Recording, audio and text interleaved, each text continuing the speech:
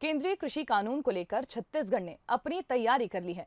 नए कानून के तहत सरकार ऐसी पाबंदियों को लगाने जा रही है जिससे छत्तीसगढ़ में केंद्रीय कृषि बिल कृषि उत्पाद खरीदने वालों पर नियंत्रण कर सकेगी। किसानों को लेकर छत्तीसगढ़ पंजाब की राह पर चल पड़ा है। पंजाब ने केंद्रीय कृषि बिल के तोड़ में नया अपना कानून बना लिया है। अब उसी तर्ज पर छत्तीसगढ़ भी आगे बढ़ते हुए नया कानून लाने की तैयारी में है। छत्तीसगढ़ सरकार ऐसे प्रावधान वाला कानून बनाना चाहती है जिससे केंद्रीय कृषि बिल के तहत किसानों से सीधी खरीदी करने वाले बड़े खरीदार और कंपनियों पर राज्य सरकार का नियंत्रण हो।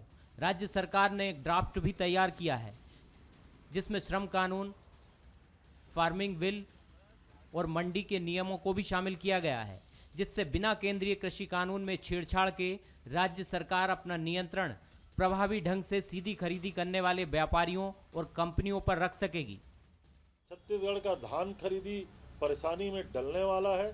छत्तीसगढ़ के गरीबों को जो 1 रुपया किलो चावल मिलता है उसको भी केंद्र अपने कानून के तहत परेशान करने वाली भूमिका में है। और मजदूरों को 300 मजदूर तक के कारखानेदारों को मजदूरों को बगैर नोटिस निकालने का जो अनुमति उन्होंने दिया है, मैं समझता हूँ तीनों कानून के खिलाफ हम अपने किसान, मजदूर और उपभोक्ताओं के हित में हम छत्तीसगढ़ में कानून बनाने जा रहे हैं। विशेष सत्र बुलाने की राह में भी रोड़े आ गए हैं। राजभवन ने विशेष सत्र बुलाए जाने दूसरी बार स्पष्टीकरण मांगा है। मामले को सुलझाने के लिए संसदीय कार्य मंत्री रविंद्र चौबे को इस हफ्ते दूसरी बार राजभवन जाकर सरकार का पक्ष रखना पड़ा।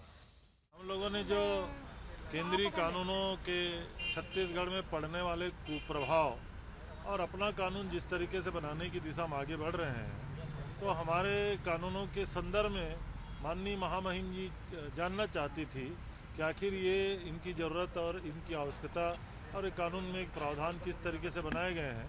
तो मैंने उनको सारी बातों को अवगत कराने के लिए उन्होंने आमंत्रित किया था। मैं अवगत करा के उसको लौट रहा। प्रकरण तो कुछ था ही नहीं। मैंने पहले कहा, ना कोई टकराहट ना कोई तलखी। महामहिम को जानने का हक है और हम लोग सरकार की ओर से उनके पास जा करके इन सारी बातों को अवगत कराते हैं। इधर जहां सरकार नए कानून को लेकर पूरी तरह से तैयार है, वहीं विपक्ष भी अपनी तैयारी किए हुए है। अच्छा है अगर राज्य सरकार ऐसा नियम लगाकर, और एमएसपी पे हम तो कहेंगे अब राज्य सरकार को खाली जो खरीफ का धान नहीं, अब गर्मी का धान भी राज्य सरकार को एमएसपी पर खरीदना चाहिए। इस बात की हम मांग करेंगे।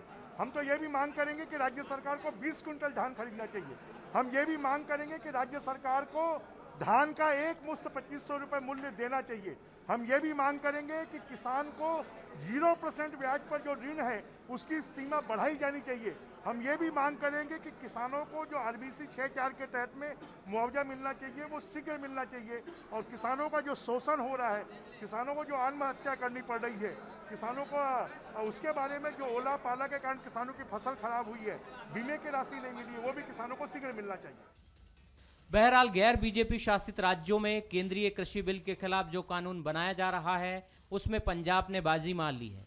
ऐसे में छत्तीसगढ़ भी पीछे नहीं रहना चाहता और उसकी कोशिश जल्द से जल्द अपना कानून पास कराना है।